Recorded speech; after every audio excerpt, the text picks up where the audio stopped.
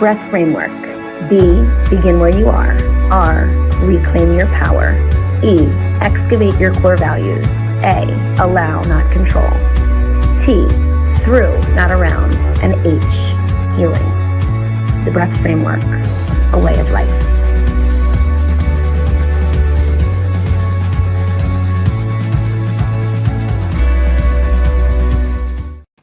Is anyone else with me? Please tell me that you are. I know I say this every week, but welcome to Soul Center Experience Live. But does anyone else feel like there's just not enough time in the day? I know that's really bad time management. I know that time will expand for me. I know all of these things. Ow, my arm hurts because I got a flu shot.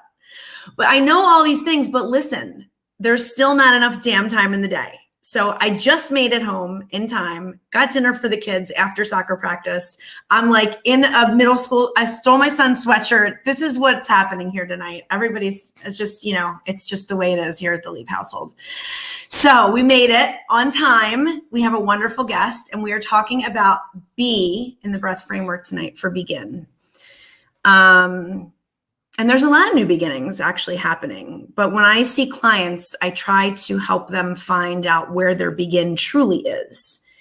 And that is often not where you at first think it is. So there's some digging that has to be done. We talk a lot about what is blocking you, what's standing in your way, what are you trying to control, what traumas you've had, or what is just your sticking point right now. And that's where oftentimes we dig in and we find the true begin.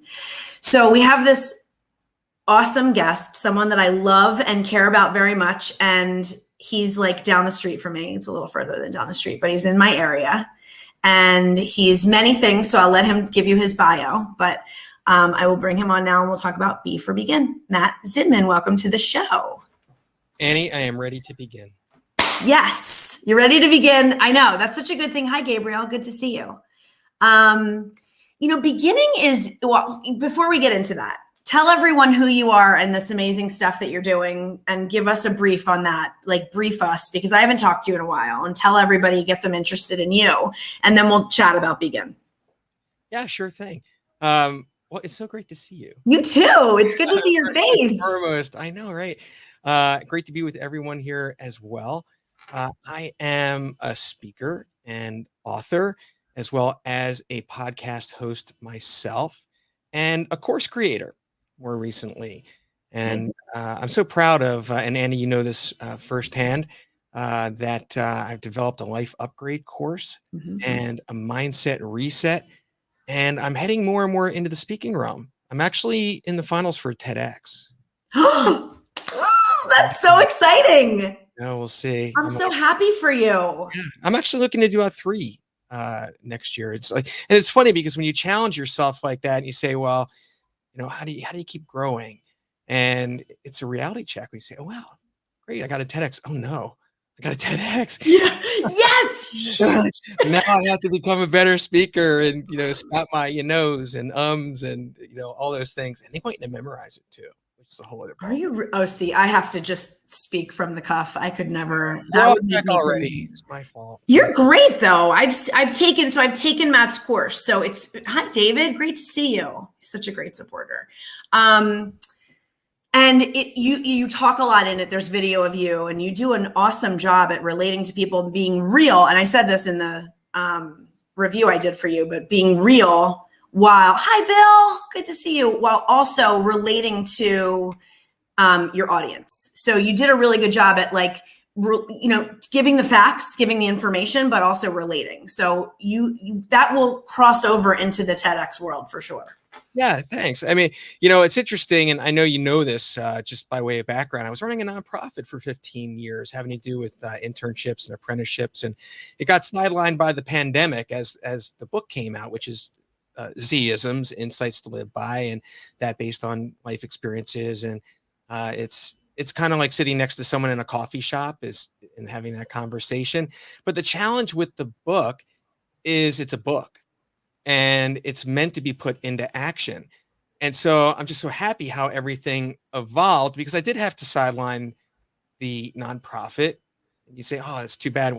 no, actually things kind of happen the way they should, and the way I continue to lean in, and the things already mentioned. But I'm just so proud of it because more and more people are coming through the courses, and that's really where it connects for me, to hear the experience and the lasting impact of it, and that's why I did it, and I'm just thrilled.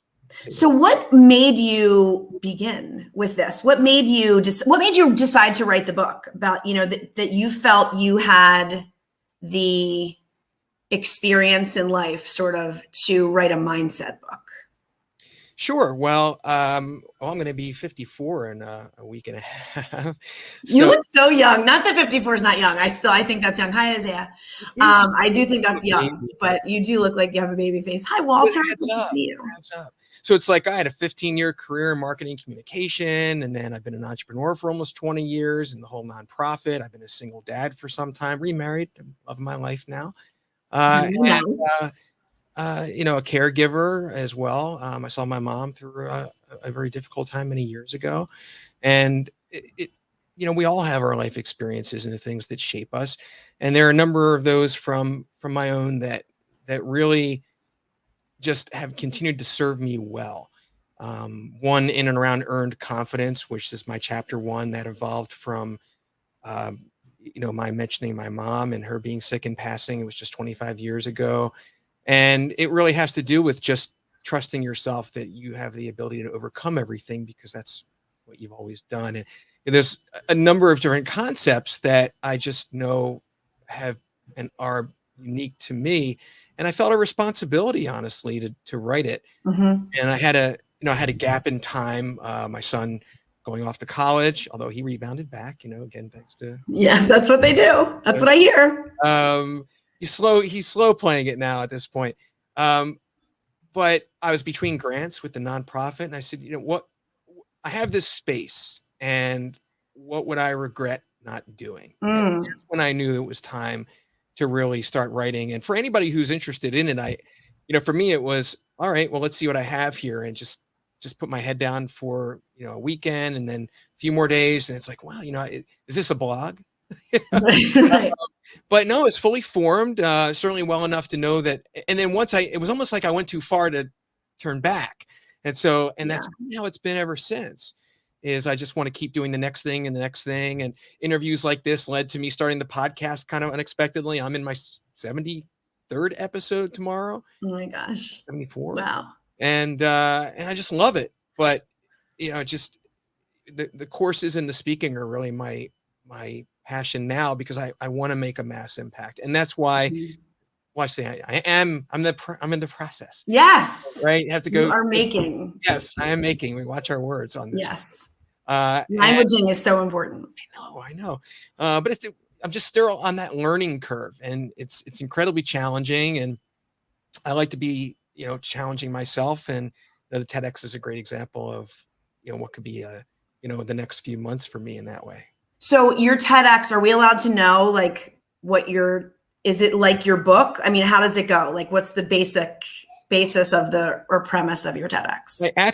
Honestly, I have, and some of it evolved from the book, some of it actually from the nonprofit work I did, and why I went so deep in some systemic impact type things. One of which I've verified is actually TED, like direct to TED, not a TEDx. Okay. So I'm trying to cut my teeth a little bit, but I have 6 or 7.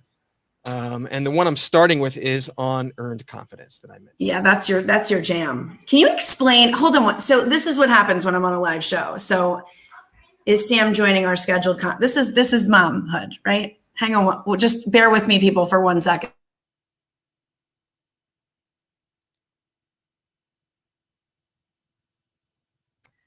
My son is going to be 12 on Thursday, supposed to have a meeting tonight with some extra help that he gets for this class. And so during my show, I'm getting texts saying, "Where's Sammy? He's not on the Zoom." So I apologize, everyone. This is mom life. This is life. Can I just tell you, just as an aside, I saw the mother-daughter post you did the other day with your eyes closed, and both of you opening them up together, and beautiful blue eyes, and thank you. Her eyes. It was like I got chills watching. Oh, thank you. So this was actually, I don't know if you saw this. If anybody didn't see this, it's on my LinkedIn. It's also on my Instagram. But this was an Instagram hashtag. This was a challenge. So it was called like the Pretty Eyes Challenge or something. There was all these people doing it, holding over babies' faces and then going like that. And that part in this, that part in that particular song, they would open their eyes and they all had these like really amazing eyes. And I was like, Evie, we need to do this. We have bright, big eyes. We're like Beanie Boos, you know, like real life Beanie Boos.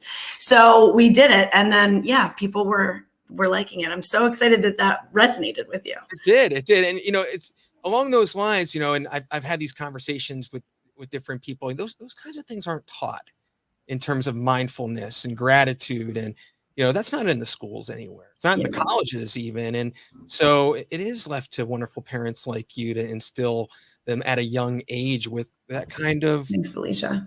Yeah. I mean, I just admire your parenting on that. Thank you so much. I appreciate that. It's like the greatest compliment there is. Their only better compliment is when people say Evie looks like me. I'm like, oh, I love Oh no, she's identical. Mini you. I mean, just the bone structure, the whole thing. I mean, thank you so much. She'll probably make an appearance. She's I hope so. Upstairs. But you know, what's interesting about what you said is that gratitude is just, it's not something that's taught. And it's what you and I are basically not trying to do, but doing by impacting the world and souls every day, is by teaching this mindfulness and this gratitude and this presence, because it's so fleeting. And it just, I try to, with my posts, I try to bring it back to the present moment, because I'm bringing myself back to the present moment as I write about it, not just like telling people to do it, but showing them that I'm doing it, and I'm forcing myself to as well. And these kids, like, look, I wrote about an argument we had. Like this morning, I wrote about an argument Evie and I had. So like, I mean, it's not like it's all roses and daisies all the time. You know, life is not simple, but it's real. And like, she's not going to be 9 going on 10. He's not going to be 11 going on 12 for that much longer. Like, they're just about to turn. And, you know, I have them half the time because I share with their dad. So like, I try to really be present with them. And I want to share that with people, not to say, and I think you totally understand this because you're like this in your book and in your course. It's not to say, look what I'm doing that's so great, or look at me. It's let me share this with you, because I would be remiss if I didn't share this with you. I need you to feel what this feels like. Right. Yeah, precisely. Yeah. I mean, honestly, it really feels like a responsibility to me as much as that. Yeah. I like how you said that before. How that sounds. It does. That's the place it's coming from. And to your point, yeah, I mean, parents, I mean, everybody knows this, but you know, you blink. My son's gonna be 21 next week. I can't believe it. Is he excited? I mean, 21 is such a big birthday. It is a big one. And we've talked about it. He's kind of dealing in real time right now. Yeah. But, yeah. Is he a senior? Fun. In school, or is he done? He's pacing himself. Like when things went down with COVID, he just pulled back. He's working, he's taking classes, and he's looking to go back. Everything's changed. Things normalize. It's good. It's kind of, it's not quite a gap year per se, because he's still, you know, slow pacing it with classes, but he's doing it right. But 21, what a cool birthday. What a milestone. You know, I mean, look, at this point, like, I think 12, he's getting bar mitzvahed in a year. Like, my son is getting bar mitzvahed in a year. What? I just had him. How is that even possible? And then you get the date, and then everything happens, and then you have to plan it all. And then it's like a year away. It's just crazy. But I really try to, and I have these kids that are I call Evie my heart and I call Sammy my soul, because I'm so deeply connected with both of them, and they both feel my feelings and I feel theirs. And it's just, I want to share it, because we miss this stuff. We just go and we're all working so hard and running and taking to soccer and doing and trying to pay the bills and make ends meet and build and impact souls and do these major things, right? Major and minor things. And it's just it just passes you by. All of a sudden, he's 12, you know? And can I look back at this point in my life? I'm going to be 43 in a couple weeks. At this point in my life, I can say I have a lot of moments that I can grab onto and say, I had those with my kids. And I'm so happy, because it wasn't always like that. Wait a second. When is your birthday? October 19th. Okay. I'm the 11th. I think we talked about that. We're Libras. Still familiar. Libra's rule. Yeah. Yeah. We went there before. Yeah, we did. We've talked about all kinds of stuff. So TEDx, amazing. Tell people where they can get your book. Just plug it real quick. Zisms, or Zed, depending on where you are in the world. Insights to Live By on Amazon, or really everything's on my site. Lots of free stuff too. MattZinman.com. Awesome. So, awesome. And it's Zinman. I always have to check if it's two N's, Yeah. one N. So just to keep And everybody right. the courses, the life upgrade. I love it. People just check it out. And also, I do a refund too. If someone doesn't feel they get their money's worth, I don't feel that, I should have their money. So make it That's risk free and I haven't had one return yet. So Tell me more about this responsibility that you feel and how it relates to beginning for you and how that like those two kind of intersect. I know that's kind of that's okay. It's a tricky question, but Following just go with it. Just roll, keep rolling. It's live. It's live. If you have no idea what I'm talking about, say Annie, I have no idea what you're talking about. Oh no, it'll come together somehow. Okay. We'll figure this out together. Well, look, I mean, in terms of the responsibility, we all have our unique experiences, and however it is that we feel that having been through what each of us have been, whether and to whatever degree and how we share what we know and those insights with other people with the goal of impacting them in a positive way. And I have had without going into a laundry list of things, just a tremendous number of different kinds of things throughout my life that just add up and have provided me with a lot to share.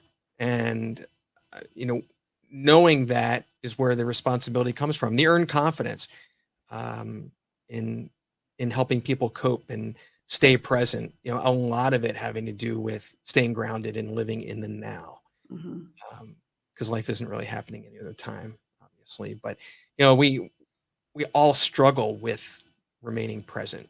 Yes, and that's where the real joy is. And so there's that. There's you talked about time. When where's the time go? I look at energy. As an entrepreneur, managing my days as much as I can, based on my energy rather than the time. When I'm at my best, I do the hardest work. When I'm at my worst, I do laundry. There's different ways of approaching things, and not everybody sees things the same way. And I'm finding, it's all obviously all original, and the goal is for giving people different perspectives. So there's that responsibility. I have a ton of resources that I developed from the career side too, in all the topics that I speak about, getting the job you want, and on and on. So those resources are in the big course, in the life upgrade. So helping people really align their livelihood and just all the things that matter, fulfilling their purpose. And we all got one go around here we can count on. And the goal is to make it as much as possible, as good as it can be. In terms of begin, I think that I think it does go back a little bit to what I said before. And the example of the book is just begin. Whatever it is that you're trying to achieve, rather than say, I'm thinking of this book I want to write, start it. Yeah. Start it. Yeah. And I think a lot of people find, and the same thing goes for the example of TED, and not trying to come like, TED this or TED that. It's just, for me, it's forcing me to grow. And when I begin and I say, what, this is something that I want to keep going and do. This is something I now have gotten on the calendar that I have a lot of work to do on myself in order to grow, right? Make sure that I show up at my best. And I think that it all has a lot to do with just beginning instead of just starting. How do you, when you don't show up as your best on those days that I know it's rare that you and I don't show up as our best, but on that rare day that we don't show up as our best. Question I've ever been asked. No. What do you do to begin again? What do you do to clear your path or your slate to start over? Well, I mean, the question that you're asking actually goes specifically to something I know I speak to, which is depression. And it's something that I've contended with since my teens. I founded the Defeating Depression Club on Clubhouse, and nice. Yeah, so I do a room there every Monday at 8, and it's just kind of a give back. And AM or PM? PM Eastern. PM. Okay. Yeah. So, and I had this enrichment club I'm trying to launch as well. I'm really into Clubhouse. But when you talk about your down days, I certainly have them. I certainly have to be very vigilant in managing myself. And, we're all going to get, kicked or punched or knocked down, and, it's just life. And, for me, and this is along the lines of just anybody just to keep themselves level. You don't have to be, contending with depression, but I have this stopgap, which is like a 3-day rule. And for me with depression, it kind of is like sinking into quicksand. Mm-hmm. And every day that passes, you go deeper and it's harder to get out.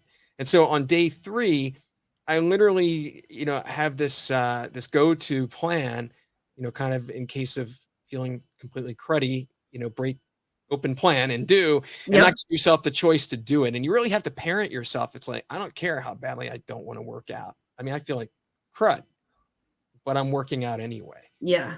Because you know your base. You hit your bottom. I have to, because if I go to day 4, 5, or 6, I'm in trouble. And you know that about yourself. Then it just, Yeah. And I reach out to people who lift me up. I call the Annies. Thank you. I would love for you to call me if you needed me. I'm always here. I always, so that when I was the most depressed in my life, because I suffer from that as well, I felt like I was walking underwater through sand. That was the best way I could explain it. So it was less quicksand, more, like walking through sand, how hard that is. And I was also suffocating. So that's when it was like at its worst. And then I stopped seeing in color. I was seeing in black and white. That's when it was at its worst. But when you're talking about those little blips where you're like, I'm having a couple of days that I'm not really keyed up enough into my present state, and I'm not liking how I'm starting to feel, and you're starting to dip down, that's when you do that go-to move. I like that. You have like your go-to move. Well, I mean, I wouldn't, for anybody who's really, been in the depths, you have a lot of incentive to know you never, ever want to feel that way. Yes. And I've been really proud of myself in that way. I haven't really had a very difficult time with it since 2013. I had a really bad bout, and my brother passed in late 2012, and that really hit me hard, among other things. But we all have to just know ourselves and take care of ourselves the best we can, and intervene and really parent ourselves, because we're really the only ones who can do that. But ultimately, the one thing I do want to say on this topic, by the way, before I finish, what's our time tonight? We have till 8:30. Okay, till 8:30. Good. Yeah, it's not I used to do a half-hour show. I made it more serious. It's more serious. We only have a few minutes left. I gotta. No. It's 8:30. Great. So one thing I always remind myself, and this does tie into earned confidence, having been through just your experience in life, is that obviously depression skews your perception, skews how you feel, your synapses slow down, you're just like, wah, wah, wah. The whole quicksand thing. But I always remind myself that deep down, no matter how bad I feel, I know it won't last. I know that I will feel better at some point. It almost doesn't, like, saying that to myself even feels like it's a disconnect. Yeah. Like it has to, it's almost psyching myself up, but it's true. Because, if you've been through your ups and downs, you always, you bounce back. Sometimes you don't know what it's going to take. You may not have the answer, but ultimately you'll get there. So did you ever get the flu really quick? Did you ever get the flu and you feel like you're so friggin' sick? You don't know if you truly think to yourself, maybe this is just my crazy brain, but like I got the flu so bad before flu shots, like, in high school or whatever, or college, like you got the flu so bad that you thought to yourself, am I ever going to feel normal again? Like that's I have to say I got COVID, and that is exactly how I felt. That's how am I ever going to feel normal again? It had weird effects for me. And my wife got it even worse than I did. We're okay. Yeah. But, I had pneumonia once when I was in my mid-20s. Was really bad. Like, that can be scary with depression. It's like mental health stuff. You're kind of like, am I ever going to go back to normal? And what is normal? Oh yeah. With depression, you're completely, there's the skew. But I do want to mention again, and I know, there's a lot of free resources. There's a mood health resource page on my website. There's this depression defeater. That's that 3-day rule plan. People can download for free, fill it out for themselves. So they have it when they hit those 3 days, and they'll know exactly what to do. And that's a piece out of the course. And there's, podcast recordings on there. It's just as much as I can. And I'm continuing to add to it. So anybody who'll find that helpful, I hope they. For sure. And you do give away a lot of your resources. So people should head to that site if they want to. It seems that way, but there's just a lot of them. There's a lot. There's a lot. And you know what? I have to tell you, the way that I built my business was by giving away my services. Like I did consults with people, free consults.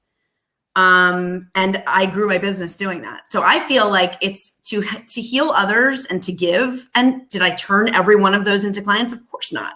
But I helped people in doing it. And so I agree with how you're putting your resources out there. It just gets people more interested in what you're doing and helps you to impact and heal more people. So I love it. I love it. It's, you know what, Annie, though, it's hard. And again, I'm still on that learning curve. It's like, especially in the age of Clubhouse, or maybe it's just me, but like everybody and their mother has a course, and a lot of them are free, and any number of other things, you know, free masterminds, workshops, this, that, it's all free. How do you differentiate? How does it, you know, you're like drinking from 3 fire hoses, and, you know, to cut through and have people understand it's different. And I do think it's along the lines of what you're describing, is to make the connections, have people experience things firsthand, and, you know, it'll stand up on its own merits, and, you know, word of mouth will then give you a greater foundation. So that's what I'm finding to be the case. EPEC says, the more you give, the more you get. It's so true. Reminding yourself that the storm will eventually pass. That's good practice. Thanks, David.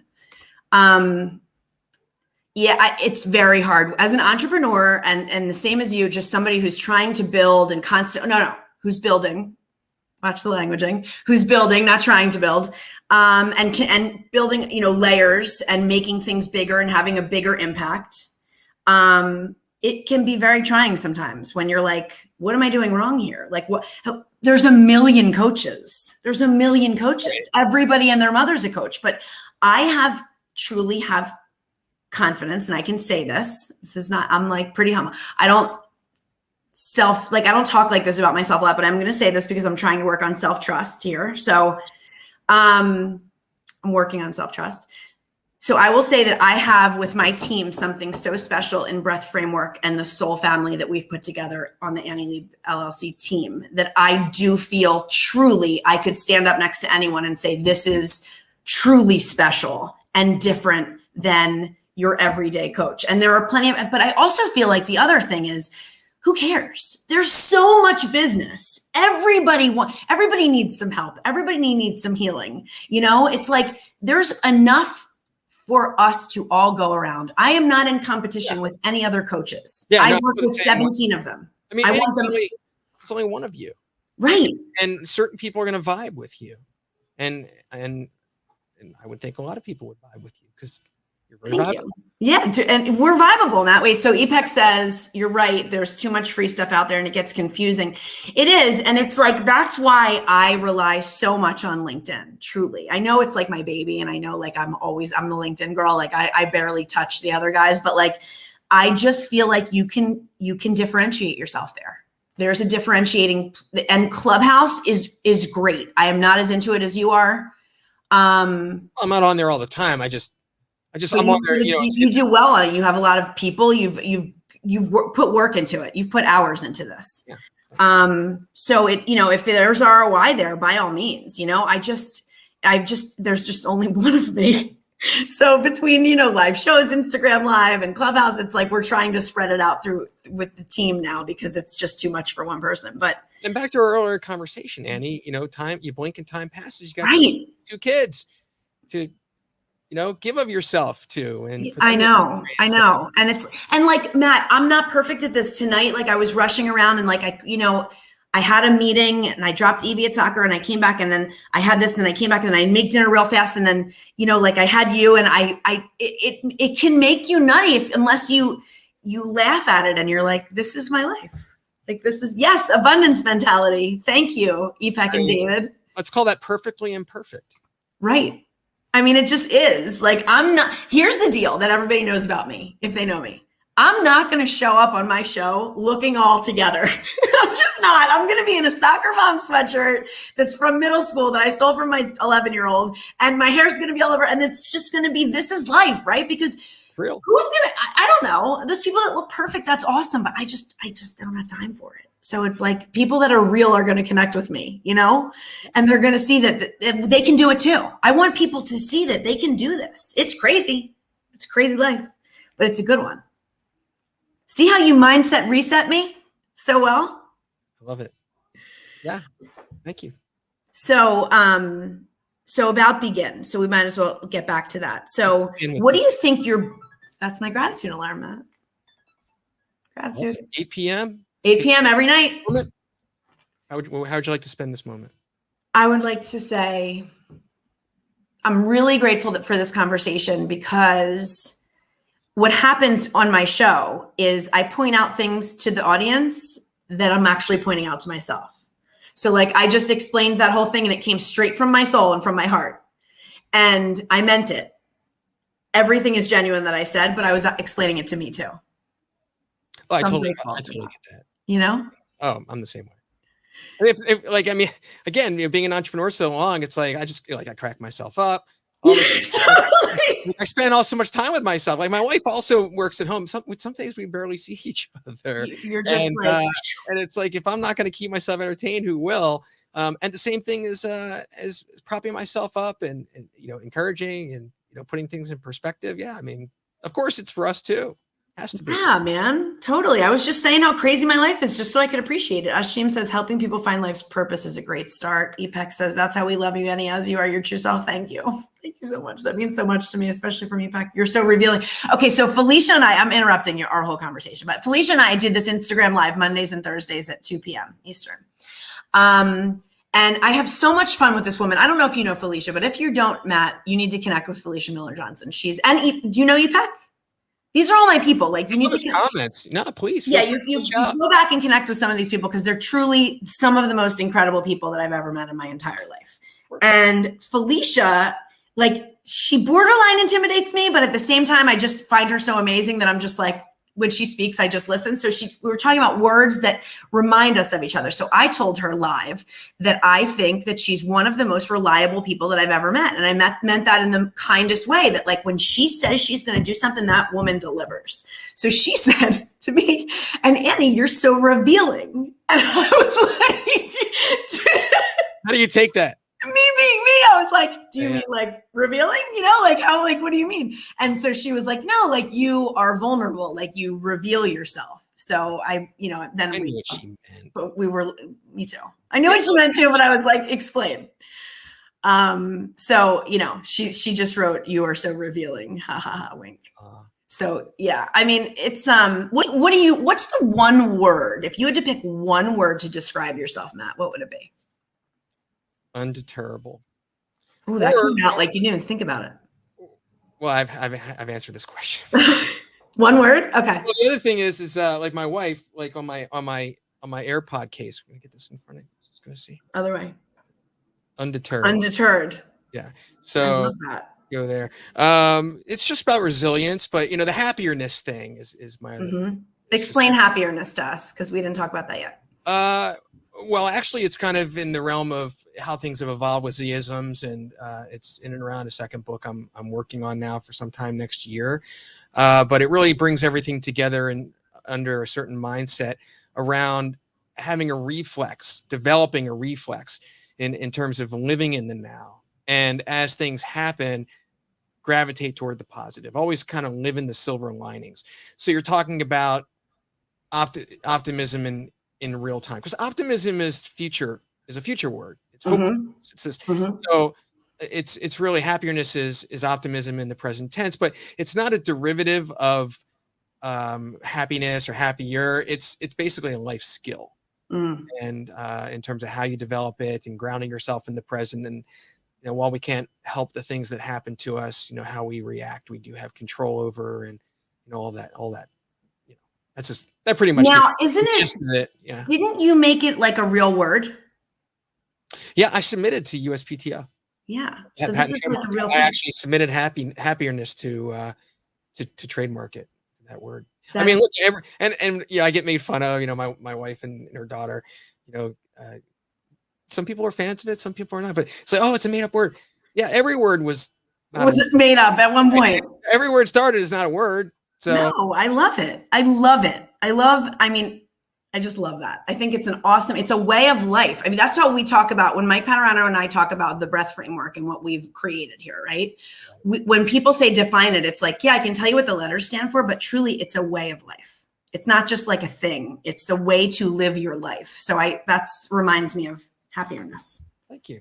Yeah, I mean, there's a lot of commonalities. Andy, you and I are, come on, we're right on the I same. know, we're Philly people too. It's a Philly thing too. Did you watch that game last night? Oh, please. It was unwatchable. I'm so depressed. It screws up my entire week.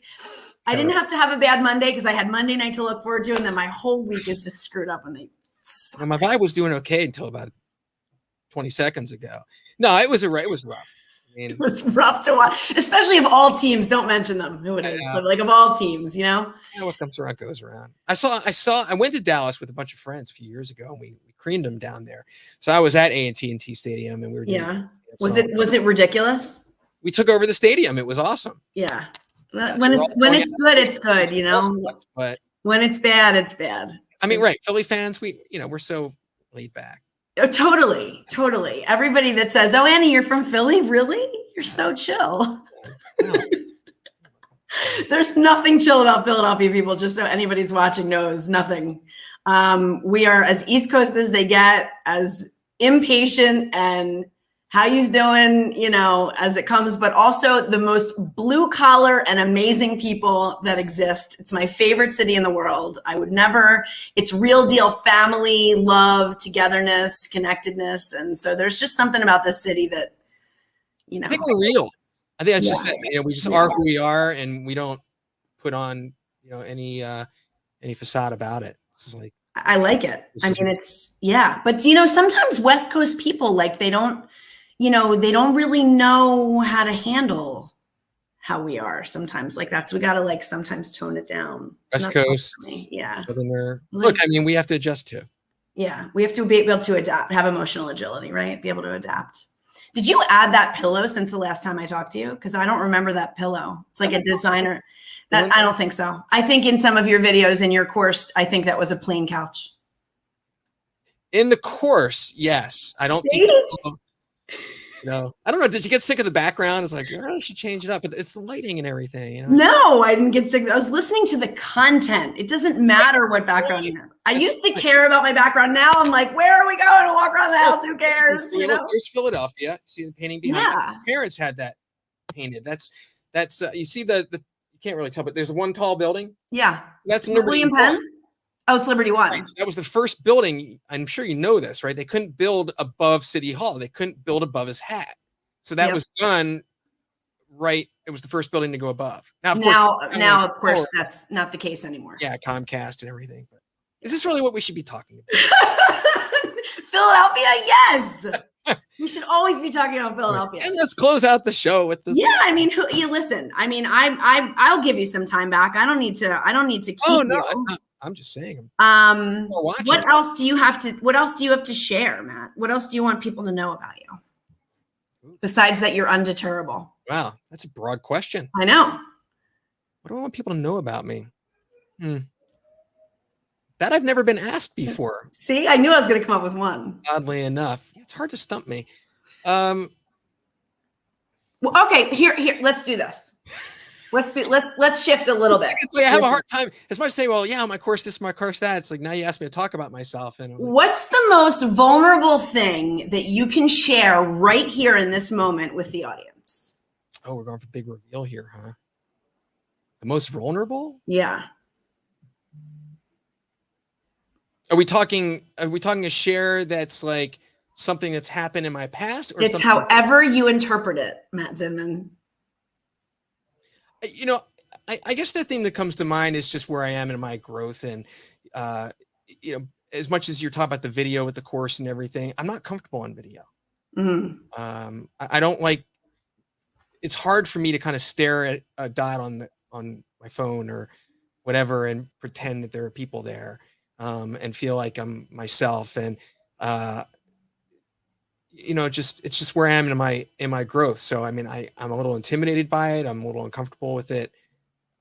But as you went, how did it go as you went? Like, did it get easier for you, or did you feel? Oh, it's still difficult. It's still challenging for me. Because you're pretty good at it. You're good at it.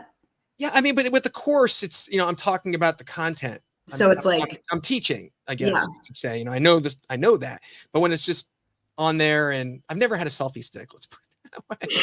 I'm like queen selfie taker, and I never had a selfie stick either. But right. I mean, Matt, I'm gonna tell you a secret to your point about your uncomfortableness in front of the camera. I, believe it or not, am not always comfortable in front of the camera either. I know it sounds ridiculous, but live just talking to you is very different than me like reading from a script. Like Right. I get very nervous, like memorizing things. It has to come from like the depths of my soul. If it doesn't, I am extremely nervous. I shake, like it's a thing. Yeah, the memorization thing's got me a little set back because I know myself. I've got like this man brain issue. Like I literally cannot do two things at once. If something happened just over here, my phone rang for a second, it was a distraction, I would miss those two words that Well, you just said. So like to memorize something and then go and deliver it with authenticity is a that's challenge. my point. Exactly. Yeah, is a challenge I'm really concerned about. But you want to challenge yourself, so you're excited about it too. I mean, what I have in mind for it, honestly, is I'll do my best to memorize it, and then whatever I say, I say. Because it is authentic. It's your story, so it's going to come from an authentic and genuine place. Yeah. How you deliver it is probably just going to be how much you practice, which makes me crazy. Practicing stuff makes me totally crazy. But it's going to be a new experience for me. I've never given a major, at least not. I mean, I've spoken in front of crowds before, but. When do you find out? Like, what's the timeline? It's funny, we're talking about this. It's like I haven't made the cut yet. It's like, remember that guy that we never saw doing TEDx who said he was going to do a TEDx?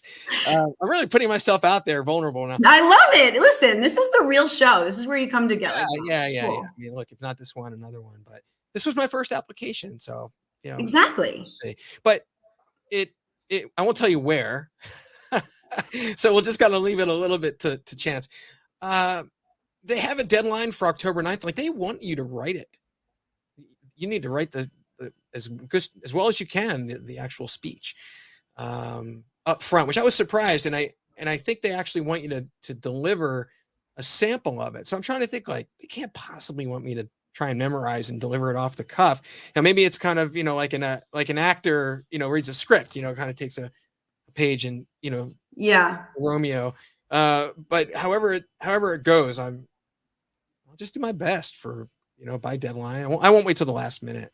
Just keep in mind that it's you. It's all you. It's your story. Right. You don't have to be anyone else, and that's what they're gonna fall for and choose is you. There is a good lesson here I'd love to share real fast, which is when I did the application, I did wait till the last day, and they have the whole online thing, and you hit submit, and then there was nothing.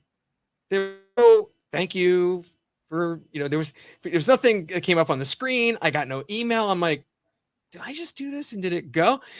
So I couldn't take a chance. Like I have someone who who was a contact there that invited me to submit, and so I just wrote her like, hey, by the way, I hope you really got my application. Right. So I didn't hear from her. So an hour or two later, I went back and I recreated it into an email, and I like they want a video of you, right? So I attached the video and I sent it. And then the next day I heard back and she said, we did not get your application, but we did receive your email, and that is sufficient. Wow. So it just goes to show you, go with 99% sure sometimes is not sure enough. Yeah. And you would have just had, so what happened? Like what happened? Just a system error or? I don't know. I wonder if it happened to other people, but I couldn't say. But what's interesting is you may never know, right? Like if I didn't do that, then maybe I never heard and be like, oh, it wasn't accepted. And like, I'd be none the wiser. And then here, the opposite is, what? I went that extra step. And if I hadn't. Right. Well, but that's also, that's your path, and that's what's supposed to be. And so it's less about the actual, TEDx again. I don't know. I get a little uncomfortable saying, I don't want to feel like I'm bragging about it. You are so not bragging at all. You're just telling about your experience. It's just the lesson within it that I'm really happy about. That's kind of the undeterred part of me. It's like, all right, I'm not sure. Okay. I'm not taking a chance here. All right, boom. And I think it's awesome. Lean into the fact that you're doing this. EPEC says, always believe your instincts. Good call, EPEC. And here's a great line that we can even wrap up on. We learn it best when we teach it. So that just goes to show you that you and I just have to keep impacting people, to keep learning and growing ourselves. We have to keep teaching. Right. As much as I, have what I have to, and like you talked about, having your confidence about it. And like, I know what I've got to, I couldn't be prouder. And, Yeah. like I built that course out for almost a year, and I didn't like sell it as vapor and then build it after, which a lot of people do. Yeah.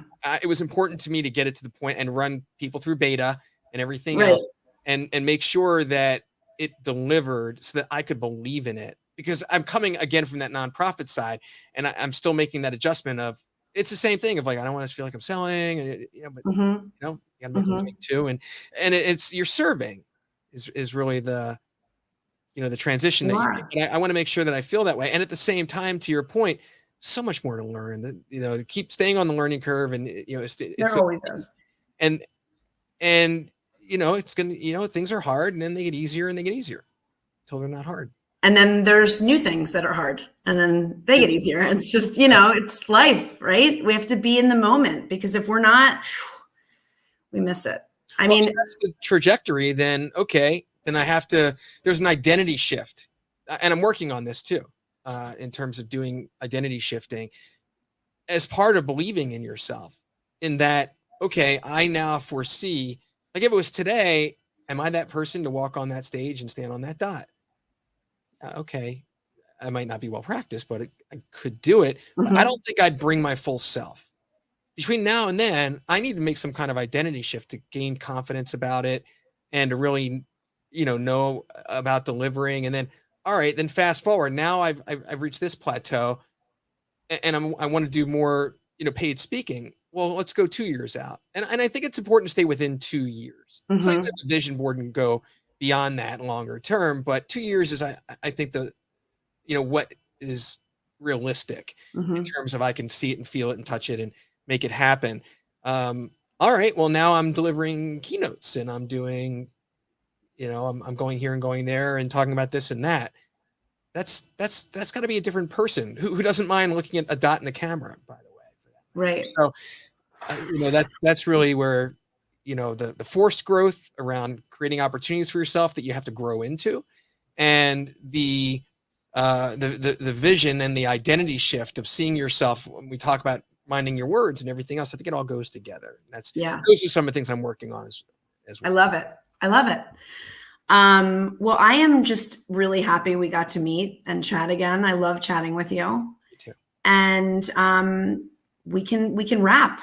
Thank you for everybody that came by and said hi and learned about Matt and talked about Begin from the Breath Framework tonight. It was awesome. And I'm going to end the broadcast. Matt, stay on for 1 second. Peace, everybody.